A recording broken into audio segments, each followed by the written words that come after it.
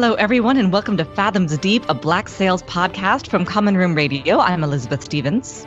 I'm Daphne Olive, and just a tiny bit after the end of season 4, we are finally having the interview we've been waiting for with Toby Schmitz, who is sadly not sitting next to me this time. I'm in Sydney. Good to be here virtually, though, with you. It's a very sticky, sweaty day here, and you guys, I imagine, are in something a little more frigid. A little bit, tiny bit. Yeah. You got to experience that a year ago. It was almost a year ago that the three of us got to go out for drinks in real life. Now we're doing almost virtually. On the money. Yep. Yeah, this is the first Sydney summer in about 5 years, so I'm really enjoying it. After a point when you miss 5 Sydney summers in a row, you're like, why do I live in Sydney? Like, what am I fucking doing? How does my food confidence there, you know? Yeah. Suddenly missing South Africa? Yeah. Yes, good to be here. Bonjour. Hello, everyone. Oh, it's so nice to have you here, Toby. So I'm not sure where I wanted to start. Should I just start with the thing that most amuses me? Yeah, please. Yeah, okay. Because, what is this podcast if not something that's completely self-indulgent? Right? So I rewatched, season 4 because we were going to chat, and I've obviously not watched Black Sails enough times. And I remembered one of the things that most delighted me, and I'm very curious about this one moment. It's when you all arrived in Philadelphia in 407, and Jack was complaining about the taxes. And there's a wonderful line that I just found out is one of your ad libs that you said, "The Society of Friends, I have no friends." And John Steinberg told me that was an ad lib of yours. And so we were talking about it because I said to him, many people have no idea what the Society of Friends are. Right. Wasn't that what was... So, Toby, do you know what the Society of Friends are? John and the boys are from Philadelphia. I'm from Maryland. Yeah.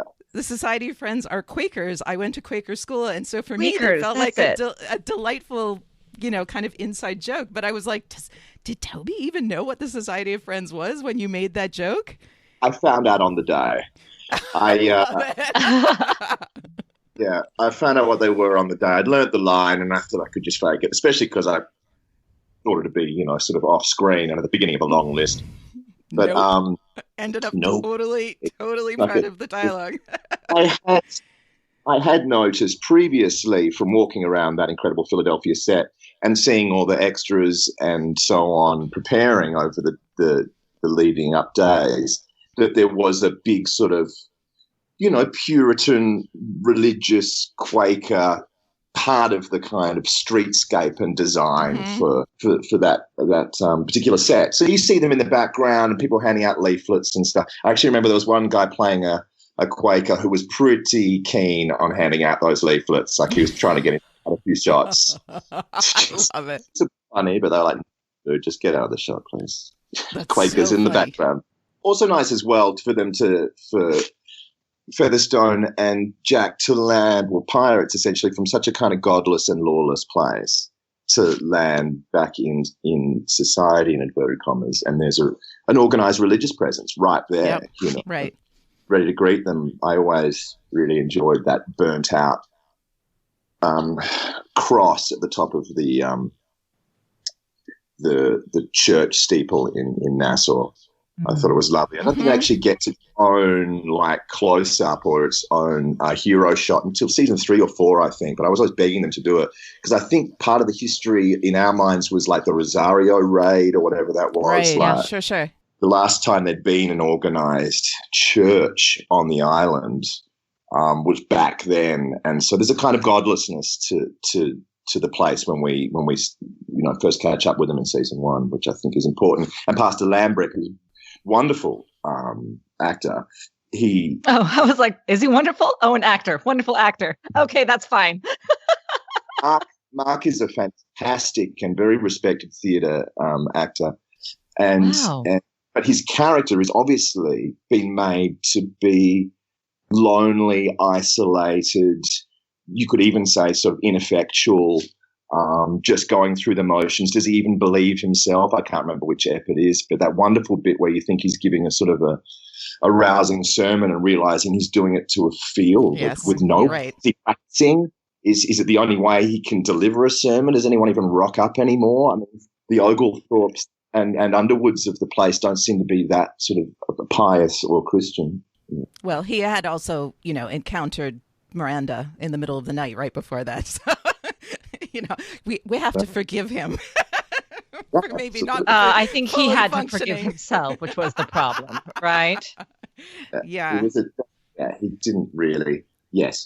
He lost his mind after that, didn't he? He did. He did. Crazy what sex will do when you're that repressed. Well, Miranda also. Also, I mean, Miranda, though, she will rock your world. You'll be preaching to cornfields, is what I'm saying. The tassels will be swaying.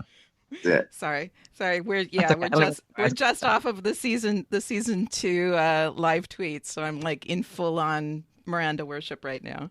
Of course. It's a great sequence. It's a great ep. It's some great performances all around. The tragic loss and so on. It's great. I mean, the great moment when you think she's going to tell him something after his, Flint, I'm talking about, post his crawl back into the ocean without a trace speech. And he's like, bring it up. Oh, it's great stuff. It's nail-biting stuff. That is fantastic. Okay, but back to season 4. We're talking about season 4. So let's talk about Jack and Max, because that is one of my favorite. I mean, that's everyone knows how I feel about Max and how I feel about Jack, actually. For that matter, I was going to say, yes. But I loved the relationship in season 4. Like, I feel like, okay, first of all, before we talk about Jack and Max, Toby, can I just say, like, for the record, I am super, super impressed that we were sitting next to each other about a year ago, and I went on and on about how much I was dying to have more Jack and Teach, and you very quietly and professionally nodded and sipped your Manhattan. I know, you kept a straight face like nobody's business. I was so impressed. I knew that you were going to get some, and I also knew that he was going to have a very gruesome and traumatic death.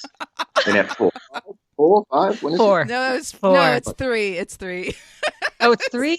Right. And we had just watched, like, you and I talked, like, right after the interview, you and I talked about the scene where Jack and Teach were, like, sitting and talking about Vane. And again, you managed. I was like, oh, I'm so excited. I can't wait for these Jack and Teach moments. Okay, actually, yeah, okay, sorry. Turns out she could have waited. Turns out she could have gone her whole life without that. Obviously, Ray and I got to do bits and pieces, especially up on deck, and with such a sort of power imbalance between the two of them, it was a divine opportunity to get to be just in his quarters and do that long sequence where they're both reflective beautiful. And they're both on even ground. So it was a very exciting scene for me to do, and Ray and I got together before it, over a drink, and sort of ran it and wondered what we'd do. And, once again, it was the actor's director, Alec, who was directing it. So he let us go in different ways, and I didn't know which of the takes he was going to use, so It was a delight to see it as well. It was lovely. I mean, especially like after, you kind of have the in the first episode, the kind of establishment of the new reality with Jack and Teach and Anne, of like Jack being Jack, and Teach kind of like, I guess, suffering Jack. No, that's not the right words, but like there's been an advance since we last saw them, right? Which is what it always does well. There's, it's a little bit of catch up. Oh, he's allowed to make speeches now, is he? On I see. Yes. Wriggle his way into an oratory position. Well. Daddy Teach, he pats Jack on the hat and says, "Yeah, you go make your speech if that's what you need to do right now." That's right. If you stitch them all together, the writers allowed Jack quite a few eulogies for Charles. in different moments. With the girl at Grandma Guthrie's, Yes. the character's name. He's allowed to go certain places after the fight when Anne's berating him for nearly getting himself killed. He's allowed to talk about regrets and about not having bumped off Rogers. He's allowed his moments in quite a few places, and especially in that scene with Teach. So it was great to kind of tick off some of the different stages of grief over Chaz and not just have to do it all in one moment, I like that got stretched out over a few moments. Yeah. Of course. That's gorgeous. Yeah. And that's, I suppose, one of the wonderful things about each scene was that it was more like the Irish wake. A couple of people get together and they pour a drink and tell a funny story. Yes. Jack starts in a far more melancholy place, saying, "I can't sleep thinking about it, and I want revenge." And Blackbeard chooses to go, "Geez, he made me laugh." That story about the bird, I had a really good laugh at that. So it goes a bit more sort of Irish wake. Huh. That's a nice way to look at it. It really is. Yeah, that's gorgeous. I loved that scene too. I found it very moving and very honoring to Charles, I thought. Yeah, that's right. Exactly. And the wonderful thing about it is, because Black Sails has always done a few things simultaneously, is that he's come down to convince Teach not to send Anne off to a very risky operation. So was he manipulating the whole time? Or, as I was saying with you guys last time I spoke to you, can you ever really tell with Jack? If you just emotionally honest the whole time, you can never tell when you're actually being manipulative or retrospectively, because of course I played Teach like a pipe organ down there. Absolutely. Exactly. Well, and if he tells himself that story later, that he was in control the whole time, that his emotions were never outside of his own control, whether or not they were. That's it. I even managed to squeeze out the odd tear down there. I could have seen him. He fell for it. Well, what's beautiful about it is that I felt like in that moment, Jack obviously went in with an agenda and played the agenda quite well. But because of the whole Standing by Giants thing, there was that moment, like there's that great point where Teach is telling his story and you look at Jack and Jack's kind of, you were like doing this very, I don't want to call it a puppy dog smile, but it is almost like, especially after season 3, where Jack's like, hey, look at me, Teach, look at me, Teach. It was like finally Teach was seeing Jack. And that was so beautiful. But yeah, you're right. And look, a whole lot of things are going on in that scene with Blackbeard. It's got a lot going on. I think that's why I relish watching it and relish doing it. There's a part of Jack that feels honoured to be sharing intimate anecdotes with this guy. There's a part of him that's delighted that it's about Chaz. There's a bit of him that's just happy to sit down. I mean, he's kind of still suffering his wounds, from the battle before, to take a load off, to be treated as an equal, to maybe keep playing his agenda of saving Anne, going, well, I haven't been kicked out yet, so let's just keep playing this for all it's worth. And also, he forgets about the ticking clock. They Blackbeard has said, this mission has to go onto shore soon, and they're approaching land at that point or something. There's a ticking clock outside, or they're waiting on the ship to pull out or something or other. So there's a lot going on there. So it was a lot of fun to do. It was great to see Jack on a ship again. Yes. Maybe this is actually, tell me what you think of this. Like, this is starting to feel like, to me, perhaps Jack in season 4. Like, I feel like what was interesting to me, and I'm going to bring this back to Max because, I said Max, and I'm definitely bringing this back to Max. Oh, yeah, Max, sure. Right. Oh, yeah, Max. Never out of my mind for very long.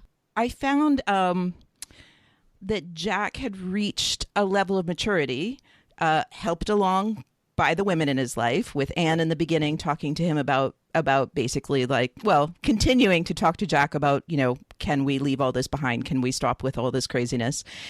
And then I feel like even though Jack had throughout the 4 seasons kind of learned little by little to really respect Max, I feel like that season 4 in particular, we got to see that really get ratcheted up farther and farther towards the end, and then meeting Grandma Guthrie even more so. Like, I just felt like I was so, I don't know if like proud of Jack or like satisfied with Jack. Like, I kept saying at the end of the season that what was amazing was that Jack had finally reached a point, and perhaps he's the only of the male characters that really started to appreciate the capabilities of women, like truly recognize the capabilities of women.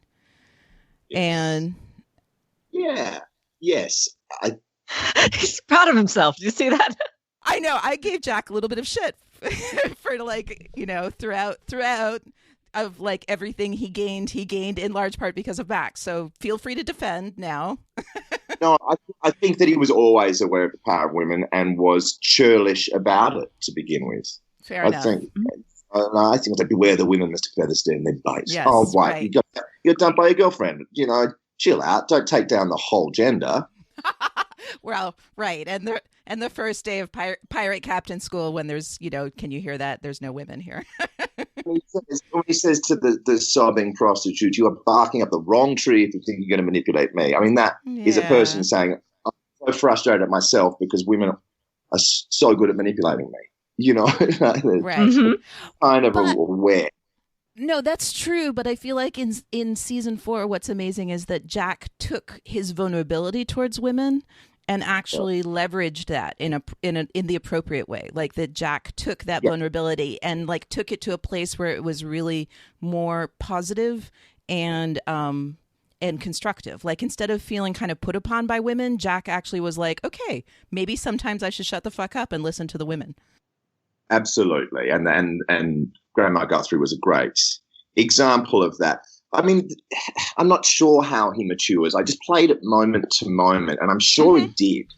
In my head, I keep thinking about all the ways he's the same old fucking Jack, right to the last moment. But I don't doubt you're right, Daphne. I'm sure there are moments where we go, now that's new. There's a kind of weariness that comes into him. For example, I mean, it was just a whole lot of cold acting. But when he says to Anne, she wants me to kill Flint, right? There's a kind of, oh, God, are we at the end of the line? And I realized that the show is manipulating the audience to think that, well, that's the last time Jack and Anne is fucking seeing each other. How's he going to get Flint? But there's a kind of end of the line quality to many of the characters in the last season, where you could look at it as a maturity in one sense, a type of calming down, a resignation, or you could just see sort of exhaustion. Fair enough. How many times can we dig up this treasure? Maybe I'll just let the women, do what they want now because I'm tired of being opposed. But I don't think it's that. I think that his argument with Max down below, the sort of screaming match that they have, that scene is kind of the same thing they've been doing from the beginning. It's just ratcheted up, and she wins. Right on the buzzer. He goes, he says, right. She says, well, I've got a better idea or something. He goes, what the hell is that? Knowing she's got one. I reckon she goes, we go north. He goes, what's north? Come on, tell me a brilliant idea that's going to be better than mine. And she says, Grandma Guthrie, and you go, right. In a way, it's a repetition of the same dynamic, but amplified. Yeah. He's always, I think, going to concede that Max has power. He says, I don't know what's more powerful, your looks or your intelligence. And he says that right at the beginning. That's true. He's recognized her powers early. Yeah. That's true. He did. He and Silver, I think, both recognized Max pretty early on. Yeah. And of course, Anne has always been, such a part of who Jack is and who he relies on.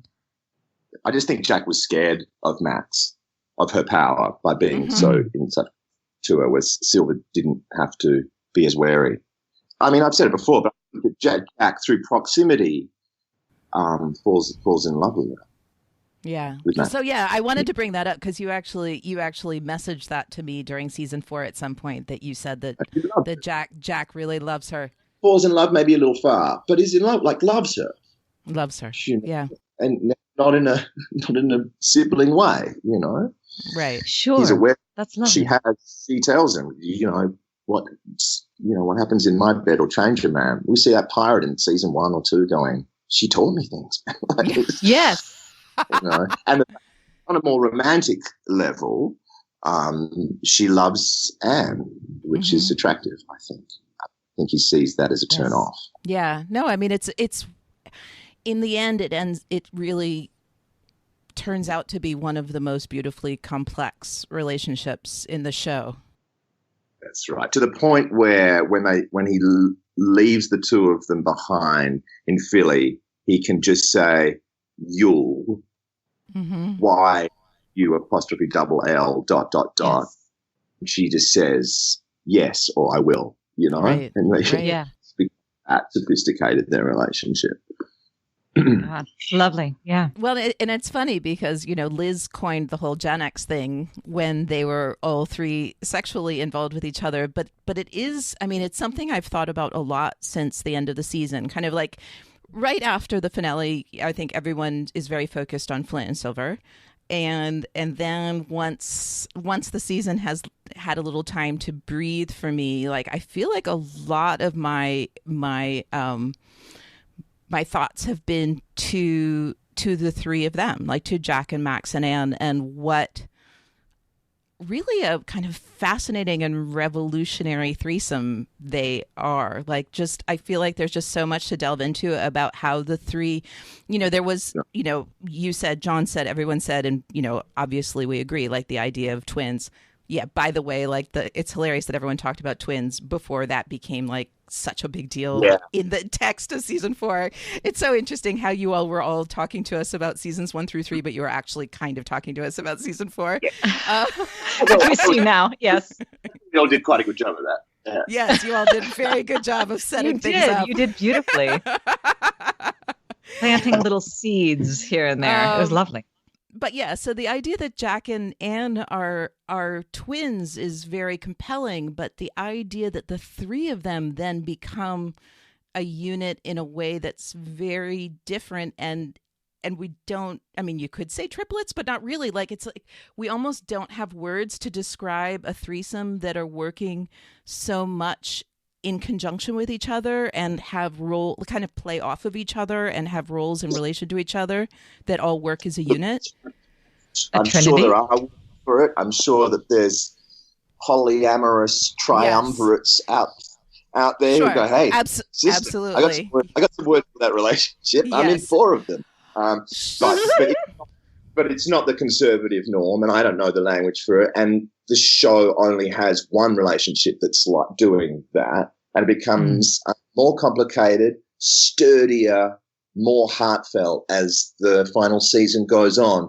And with Marty and Silver wrenched apart and the audience only given certain moments to see how intimate they are and how much in love with each other are. It's a mean game the creators have to play because they've got so much happening, but we only get certain moments. And with Flint sort of bereft of intimacy, and Eleanor and Woods torn apart through their own actions and the fates, we are going to invest more in that beautiful triumvirate of Max, Anne, and Jack in the last episodes, and be left with something of their heart and warmth as the last episode fades and the whole season decants in our heads. And also, we get a great glimpse of them right on the buzzer.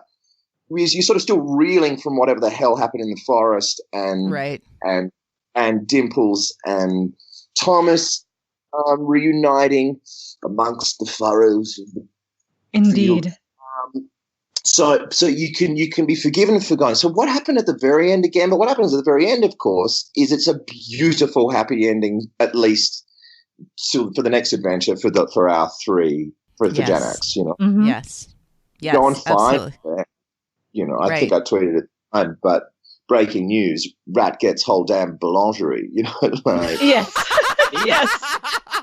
Oh, wait, is that the rat or is that the fox? I think I have to post. No, that it's the mouse. It was the little mouse. No, I'm joking because Toby posted during one of our live tweets this picture of this fox that you had in your dress? Like, what were you doing with this? I'm gonna post in the show notes if you don't mind, Toby. Having gone to drama school, I obviously did a little bit of animal work, and no, I envision him as a beaten up fox, and he looks more like one in the first couple of seasons as well. When my tricorn hat that I had, I sort of made sure the corners were all pointing up and sticky outy, and I found that image very early on of a sort of a really, really beaten up old fox, and I stuck it on my dress, along with a whole lot of other images. Actually, I find that stuff kind of. And it was the first time in my life I had a television dressing room. I didn't know what to do in there. They were sort of relatively new, and microwave and a sort of a bed in them and things. And it was great, but it was all a bit cold and personal. I didn't really want to hang out in there. I'd rather sort of go and hang out in the makeup department. So I wanted to stick some stuff up there. Everyone did different things with theirs.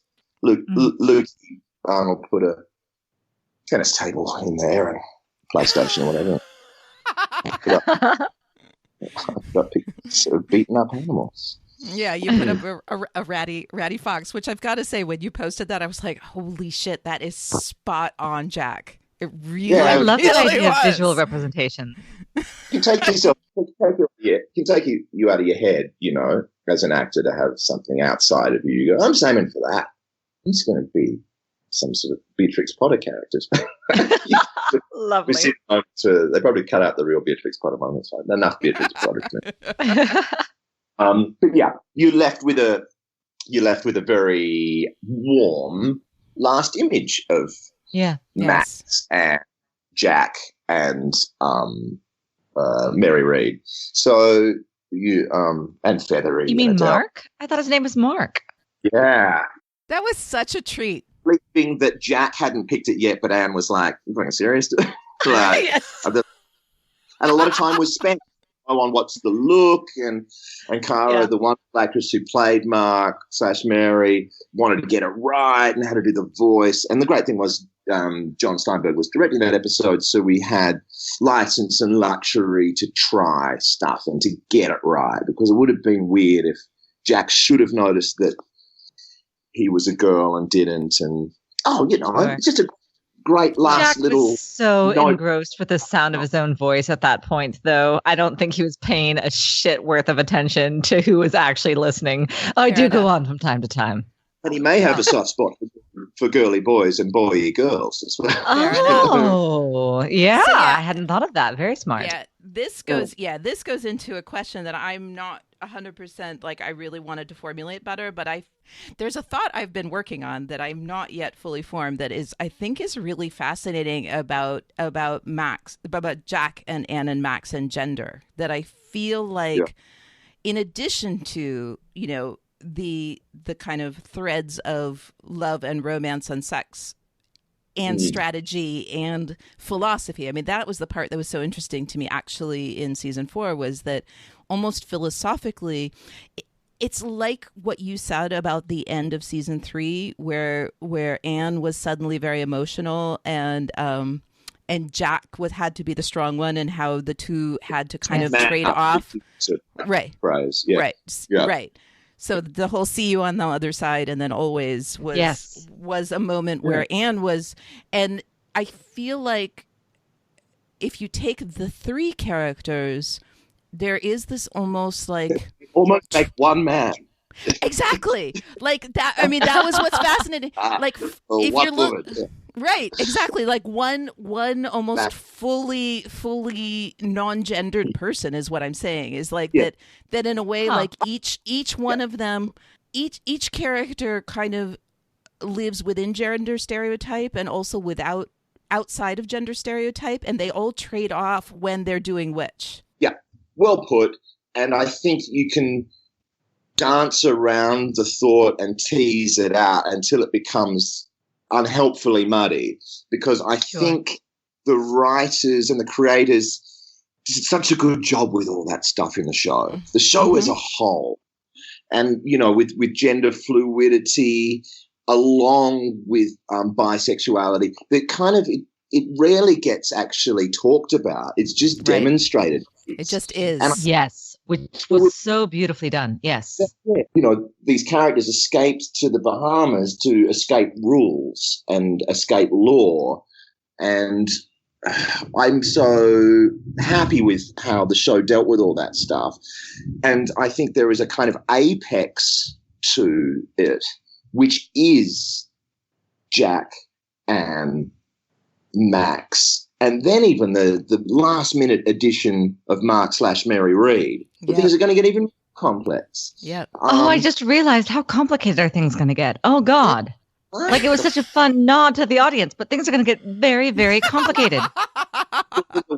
As well. But why it's got that complex by the end without ever having to like have a sit down conversation and name it. Now we know historically that we could have gone even further. You know, about men on ships, whether you're in the Navy or a pirate ship at that time, you were having sex with other men. Right. It happened. Yeah. But there was also children on board. And there's only so far you can go to a television show where you go, it's distracting, and B, I don't want to see that, you know. So I felt very happy with how far the show did go with that stuff and how it kept developing it. It's something everyone can be, I think, proud of, and in its restraint as well. We could have just shown mass street orgies that people were having at that time. Or sexual cruelty or depravity that would have gone on. Yes. But now we're a show that I'm not interested really in watching, but to hint at it, you know, I felt horrible sometimes having to be so callous about slavery plot lines. Mm-hmm. Yes. But it was relevant and the right thing to do to at least hint that these people thought in those terms. Some of the characters did, and Jack definitely would have been one of the ones who could have seen certain kind of humans as chattel and not humans. Oh, absolutely, he would have, now that you mention it. Yeah. Just die. And it's important that you go to a certain extent and then back away because you were still trying to tell an entertaining story. And it's about how far and experimenting and getting more complex with it as the show goes on was something they did well, I thought. Yeah. Did you know when you first got the role about the Gen X threesome, about how that situation was going to go? Or was it just Jack and Anne when you first came on? No. And maybe I should have read the writing on the walls or even in the scripts. Because it seemed like episode 1, she sits down on my lap and Anne gets right, absolutely. She comes on to you right away. Did it coming. There was a bit of everyone going, oh, is she the Mary Reed substitute? Right, probably absolutely. much as everyone was, you know, everyone was going, oh, is that Silver's future wife? So, you know, we never knew, and maybe the writers didn't quite know. But I think season 3, when does it become obvious? Daphne. She has the encyclopedic knowledge of Black Sails. When does it become obvious? Of her saving her from Hammond. I mean, quite early on. Yeah, quite early on in season 1. Yeah.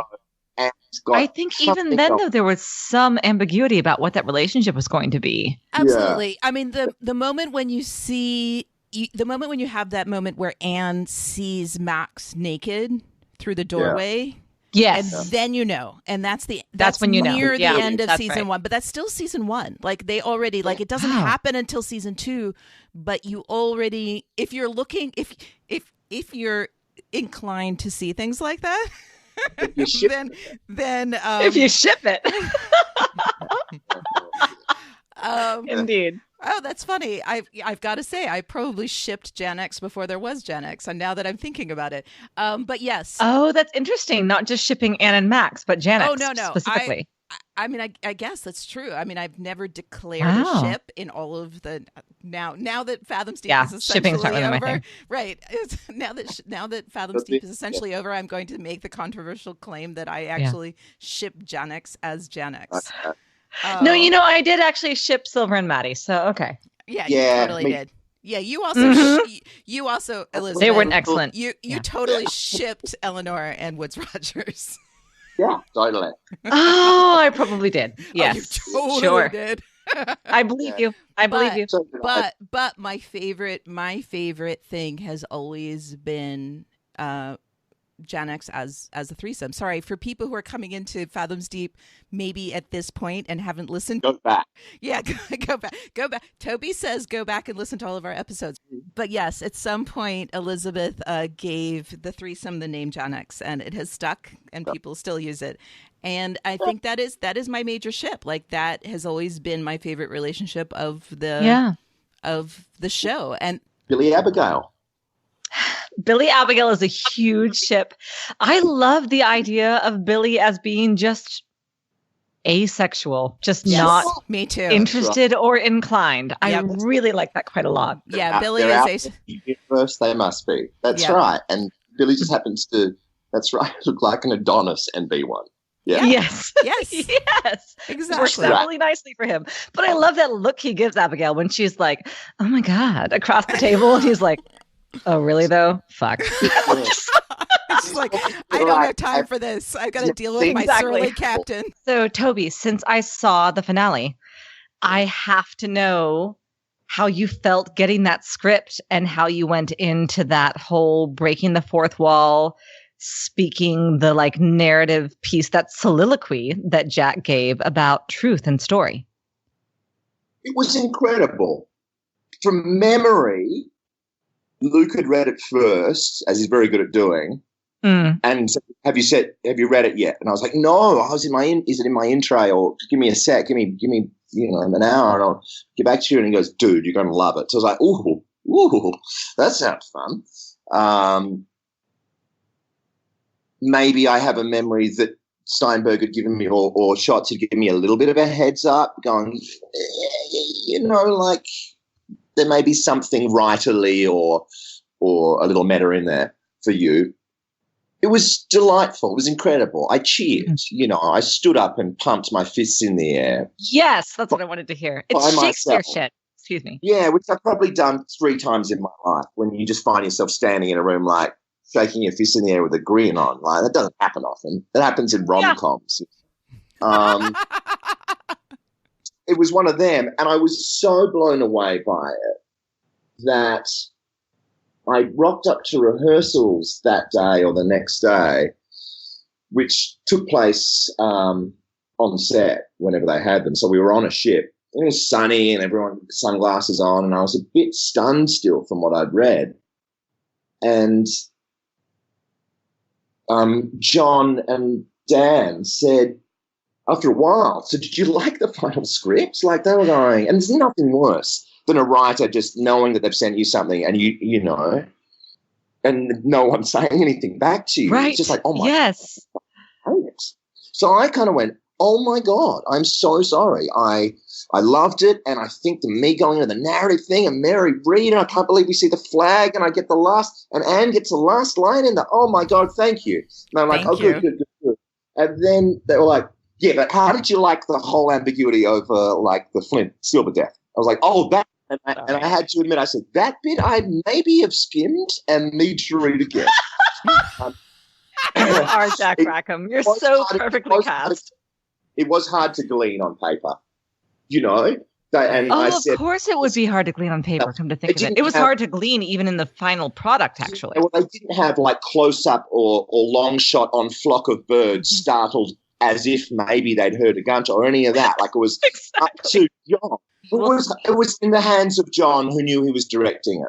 So he could be quite subtle, and I suppose they were manipulating just exactly what we were going to think, not just when they handed the scripts over, but right up to the editing room.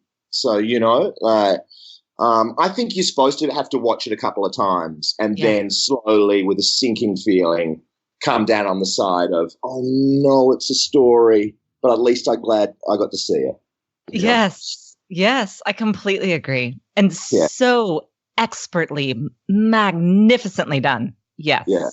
If it can't have some cinematic ambiguity right at the end after all that art, then, it doesn't make much sense what Jack says about art. It's got to leave you rattled, spinning, questioning, and needing to rewatch. Bring it on.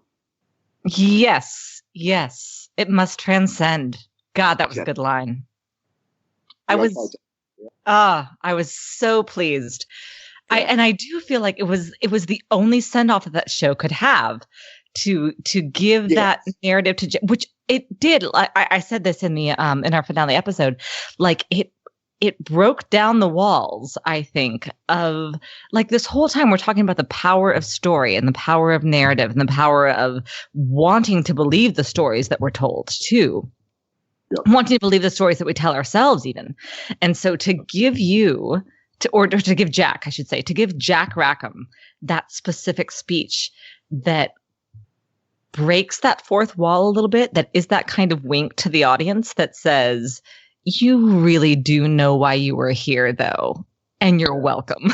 I really, really liked that. The great thing about that bit of that art speech is that it had been an idea of John's and the creators to have it in there, but if memory serves, it didn't arrive in the script that I had. Oh, really? There was a bit about art, but it's a long scene and it's going to be a long app. And like maybe we just need to we're going to have some gags about Mary Read and going to have a long. Maybe we just need to get you guys off to see the flag, get the hell out of there. And then on the day, it's fine. John told us that story that like on the day with the flag part, like he actually rewrote part of it and just handed it to you. That's what it was. Yeah, and he handed it to me, which had happened maybe once or twice before over the 4 years, which is always a thrill. As an actor who's a pretty fast learn, not as fast as McGowan, photographic memory on that son of a bitch. But it's a kind of nice talent to like on the day be given some black salees and go, Jesus, I've got to get this trick under my belt fast. But to have it such a beautiful piece handed to me right on the buzzer, and then we shot it a lot of ways. We were really indulging that day because we could,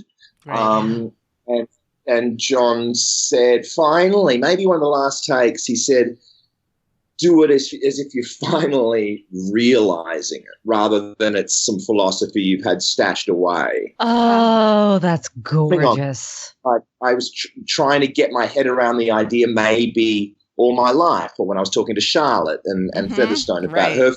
Right. Suddenly it dawns on him and he understands what art must do. And then he's disappointed by the Jolly Roger flag that's, but then you get a nice dip.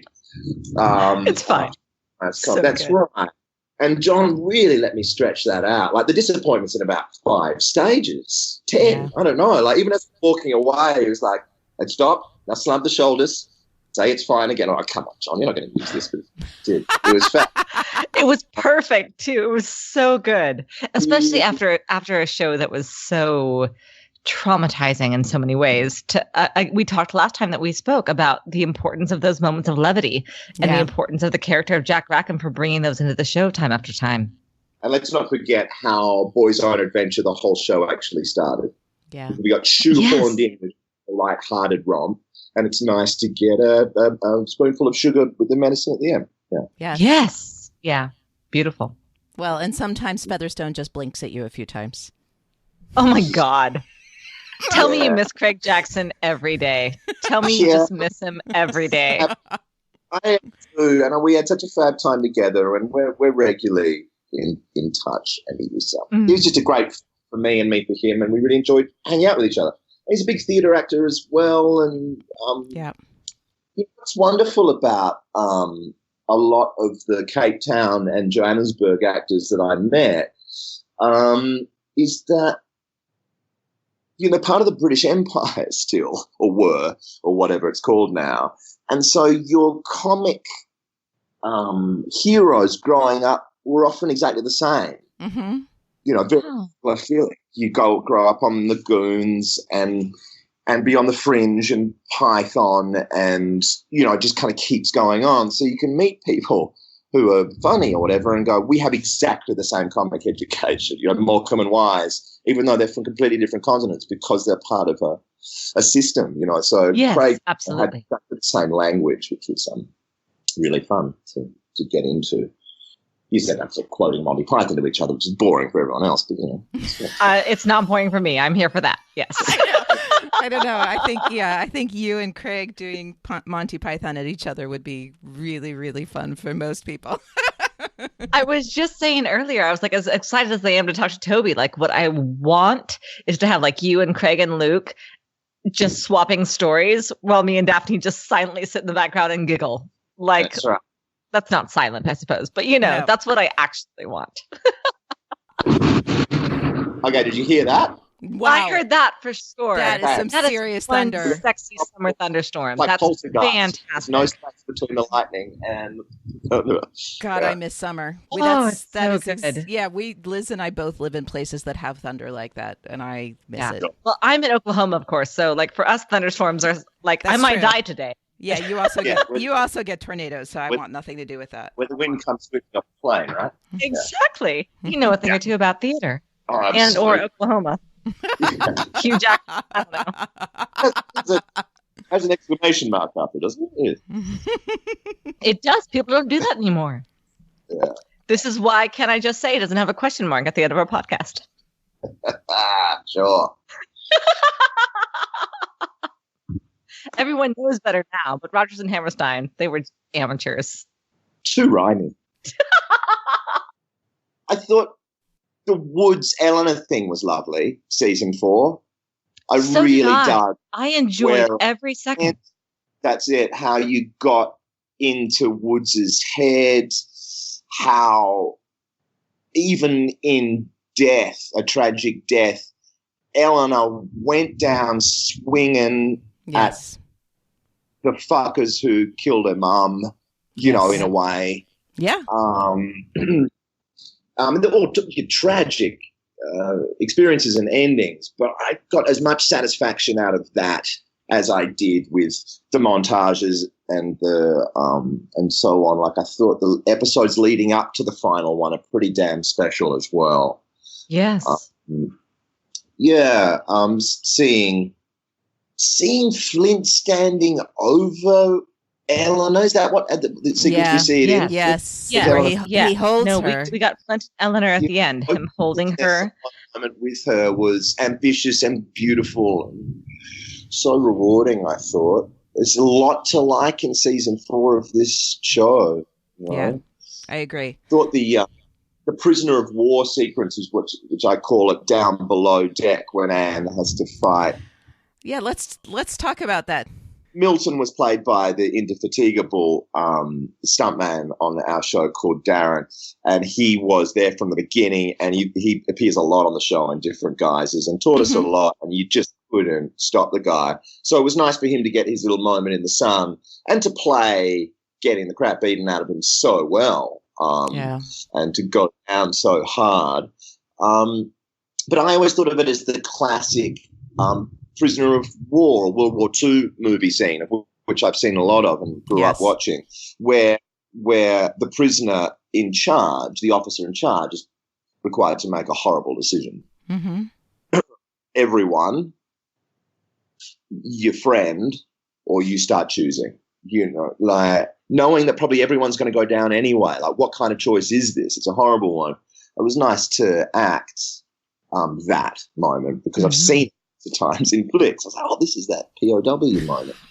I love that you can be joyful about this thing that was so painful for all of us. What was fascinating to me about it was that it was pretty much Jack's first moment as a captain on the sea. I mean, other than the first day of pirate captain school, this was the first time that we saw Jack, by himself being the man in charge. Yeah, poison chalice. I mean, he had like, I don't know, about 40 minutes or 20 minutes while he was standing on the ship, and Teach left him in charge of it, and he surrendered for Anne. Teach loathed him for doing so. That's right. He paid an awful price for doing so. Ray was very insistent that he try and get a moment in where he looks at me once before the hood's put on his head and says, with a look, "Fuck you, I hate you." Like, what did you do that for? Right. Which I think was good that he insisted on and that we caught. So he didn't have, it was a poison chalice he was handed, but he was the captain for very long or under very fun conditions. But yeah, that whole sequence was great, and it was painful for you to in that tiny set dripping water that rocks, so you get a slightly bit seasick, chained up, dripping wet in close quarters, wanting to make it look violent. And indeed, I copped a blow, a at some point to the side of my head, just above my eye, that required some stitches. And I was out cold for a sec. These things happen, even under the most controlled situations. And I was on my back and I could feel it bleeding. I was like, no. And I really wanted to get back in time for the birth of my daughter. So I was like, if they don't finish this scene, they're going to keep me next week and I'm not going to get back in time with all the count that was on 5 days. So I was going, it's fine. I was like, dude, you're on your back covered in blood and you can't see. I don't think it's fine. And the poor actor who'd done it was like, that's it. I'm going off to, kill myself. I was like, no, it's okay. We'll all be right. We'll be fine. But they said, no, dude, we're putting this on ice. We'll try and film it as soon as possible. And they sped me to a sort of surgery. I haven't had a beer, and by this point it wasn't that bad. And like Cape Town's coolest, hottest young plastic surgeon, sort of his Jaguar screeches up. And he's like, hello, I was just at a party with all these supermodels. How you doing? I was like, are you drunk? He's like, maybe a little bit. Let's go. And it was a done in 5 minutes. It was all good. And bless the production. And Paul Grinder, one of the producers by this point, but they managed to, and all the creators managed to get me home in time. I had 24 hours to spare.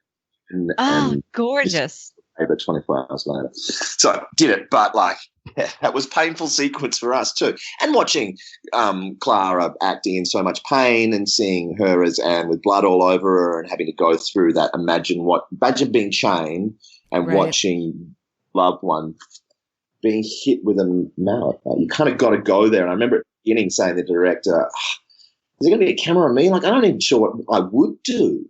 Right. And I don't want to distractingly, get your fucking hands off her, you bastard. But I don't know what I would do if I was in that situation. So he gave me a couple of cracks at it and he chose a few moments. But, you don't want to just look cool sitting there going, man, get up there. You'd be going.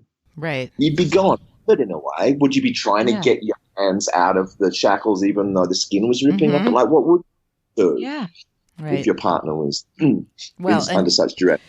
Jack in particular is someone who's so emotional. I do adore, I will never not adore, I love when Anne says, you have to trust me. For me, it really resonated with the stuff you had said about the two of them switching off. I really love that moment of her saying, stop taking care of me.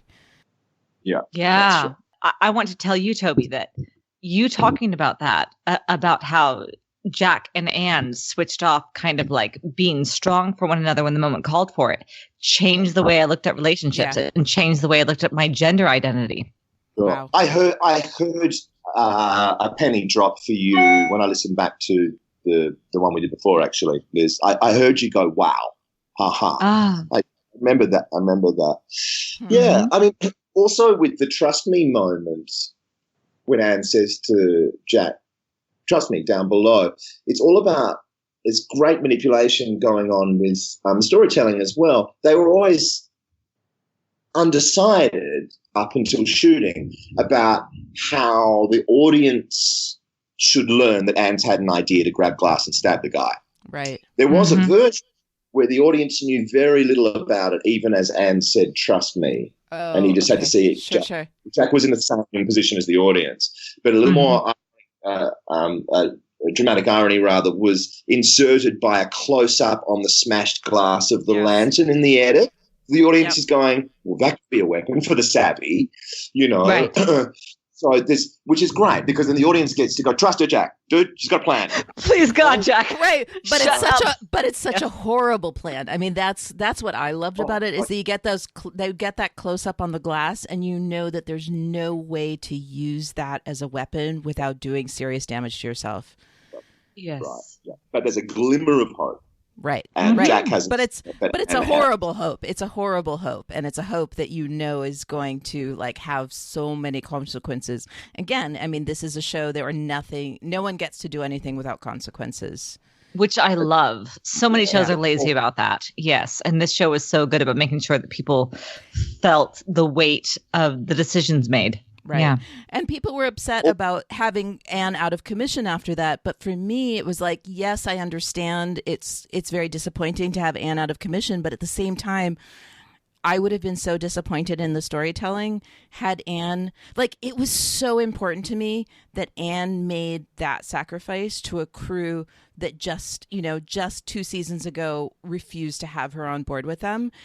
And so to have that sacrifice made without consequences would have made it meaningless. And so the consequences of it, right, exactly.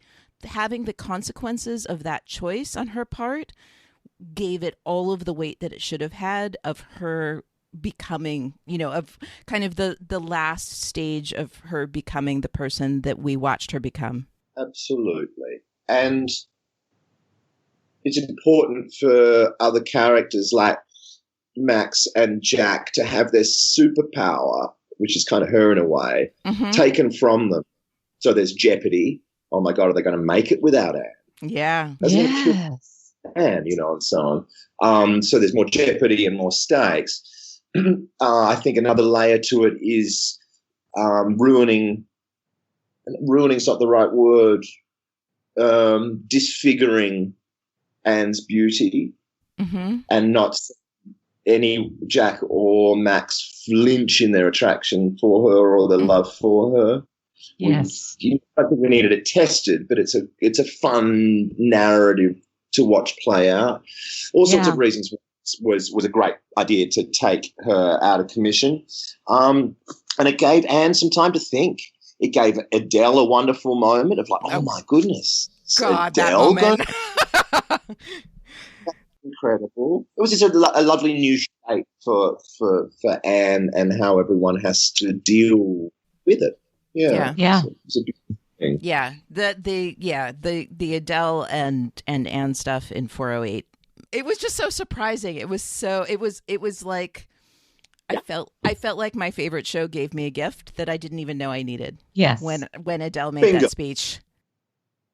That's right. And then the creators work very hard so that now and occasionally they can give you one of those scenes where you go, oh, we're getting an Adele Anne scene over a loaf of bread about friendship. Awesome. Yeah. Yes. No, it was everything. It just, right. And it brought all of the stuff. I mean, again, anyone listening to this podcast knows how I feel about Max. Like, for me, in addition to, Lisa giving really just the most beautiful performance during that, it really brought the Max storyline to the place where I needed it to be. Like, it was what I needed people to hear about Max personally. But let's move on from that. I really want to talk hilariously. I mean, people will be amused, or maybe not. I don't know at this point. We need to talk about episode 3. We need to talk about, after Jack raised that white flag, the keel hauling. We need to talk about the keel hauling. It was so bad, though. Why are we talking about this? Okay, what do we need to know? It was an intense shooting. It was hard. It was full sunshine. It was a combination of very patient stuntman, Ray, an incredible amount of prosthetics, doing things over and over again. It was tense. It was low on dialogue, which was probably helpful. It was a lot about what the camera was doing and how much to have play horror on our faces and the extras. There was a lot of sort of elements to it. And there was something about the repetition of looking at that body that started to play on you a bit. They were bleak days. Remember when Zach was doing Charles's hanging scene? He was like, come on, dudes, come down. And Clara and I were like, oh, we should. We could have gin and tonics at the pub all day. We're not called. Or we could, I suppose, go into set and watch Zach. Let's do it for him. And we watched it like 2 or 3 times. We're like, this is horrible. Right. Unless I'm getting paid to, or I'm contributing to do it. And it was hard to watch that body come up each time. And Rule, the director, said, look at the body. I need you to witness the horror. And I was like, I think he would just stare at the ground. Why would you do that to yourself? And right. He needs to fight. I don't think Jack would look at the ground. Yeah. There was a defiance for the crew. There was also a witness what you've done. And the the thing we all experience when we drive past a horror road smash. You feel your head craning and you're, oh, come on, don't, but you do. Right. Maybe there was some defiance of wood. So there was lots of reasons which I could find in order to do it. But my first reaction was like, I'm not looking at that for 2 days. Yeah. That's all. Yeah. What I wanted to talk about was not so much the horror of the actual keel hauling. And, you know, if any of the creators are listening to this podcast, I still haven't forgiven you all. But but what I wanted to talk about actually was this as a continuation of the conversation between Jack and Woodes Rogers. That was the part that is in the context of this conversation, the part I want to talk about, because I found that fascinating. Yeah, totally. And it was there in the big print, and the majestic and intelligent Luke Roberts and I loved that it was there and talked about it and knew that it was about a silent conversation between the two of us during it. And there was, as Luke said on your pod, there's a tiny bit of dialogue. You know, you'll be next or something or other. I can't remember. Right. It was not necessary. But it was the looks. The looks are amazing. Yeah. He says, he's going, you shouldn't have dissed my book. Motherfucker. Yes. You know, and that whole thing about you said about me being a silver spoon guy.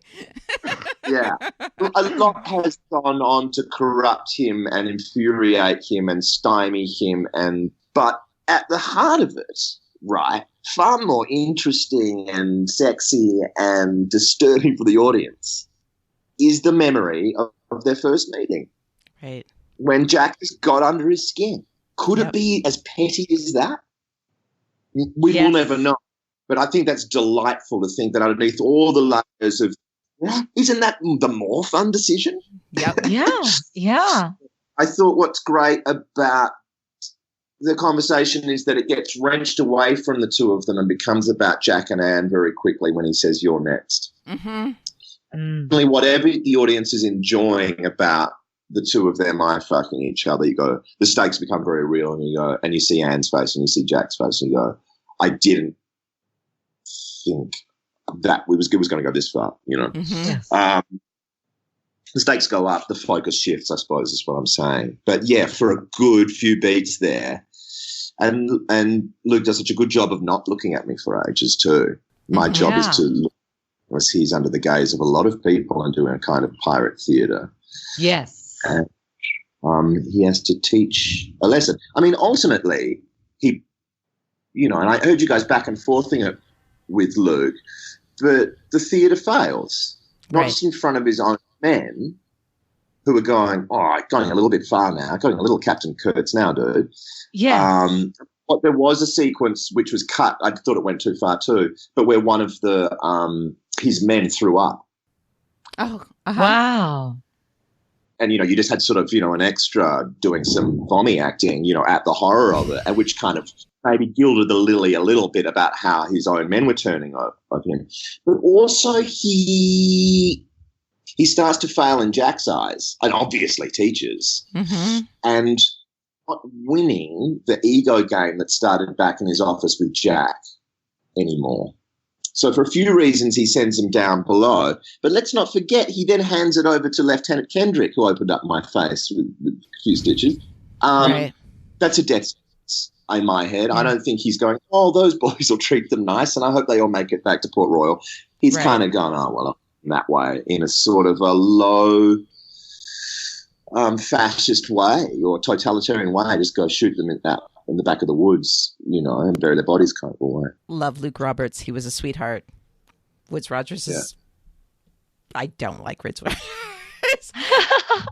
Well, I loved that. I loved that podcast we had with Luke Roberts, where he talked about, because you and I were at odds about like what Woodes Rogers specifically was feeling, which of course nobody can actually say, but it did do me good to hear the actor say that there was an act of, I can't keep this up anymore that happened with shooting Peach. That wasn't just like, fuck you, you ruined this, but also I am hating myself. No, what's fascinating to me about about that scene is that we have a few moments throughout, seasons 3 and 4 that are this fascinating conversation between Jack and Woodes Rogers. And so we have when they first meet, the I'm very particular about my library. And then we have the stagecoach, the you rich boy I almost beat you. And then we have this moment. And as Americans and Australians, we must remind ourselves of how potent the class war and distinction is. Absolutely. For our UK counterparts, especially back then. Yeah. Right. And no, then that's totally true. Yeah, the conversation is, yeah. Right. No, that's totally true. I mean, I think I should state that for an American and Australian audience is that is true. Like, as former colonial countries, we lived in a very different version of the larger English society, where merit actually is more of a part of your fate, whereas in England, class really was something that was etched in stone, and the people didn't get to have the kind of mobility amongst classes that again is not available to everyone in our countries, but is actually something that exists. Yeah, we still aspire for more power and perhaps even more wealth in life, but it's the disdain for the lower and rising and emerging middle classes from the upper echelon that's so dramatic and useful for these kind of shows, but so foreign to us. Like, what do you mean? Like, burn the peasants? Right. You know what I mean? That's like how these people operated. And Woodes Rogers is actually a very gentle and, for the time, liberal version of them. As is actually McGraw. True. That's totally true. As much as I despise him, that is totally true. Yeah.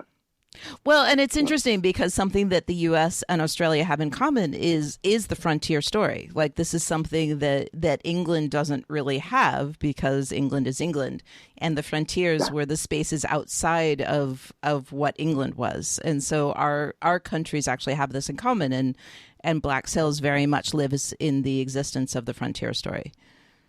Yeah, that's right. Yeah, bravery, adventure, make up your own rules, try and shake off the shackles of your own society if you can, right. And get a tan in the process. Yeah. Right. Thank you so much, Toby, for giving us your time and your attention. We're so grateful for everything that you've done for our little podcast and for Black Sails. And yes, this has been delightful, as it always is. Props to you, my good sir, and good luck in all the many endeavors that you will accomplish. Thank you so much, sweetie. I had a ball, as always, guys. Keep it up. Keep up all your fab work on this show and your other pods. And we'll chat again. I know it. Lots of love. Okay. Good night. Bye, sweetheart. Cheers. Bye, guys. Thank you.